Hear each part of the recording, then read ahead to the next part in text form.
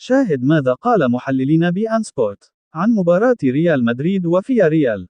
لكن قبل البداية لا تبخلوا علينا بالضغط على زر اللايك والاشتراك. الآن هيا بنا إلى التفاصيل. بعد نهاية قمة مباراة ريال مدريد وفيا ريال.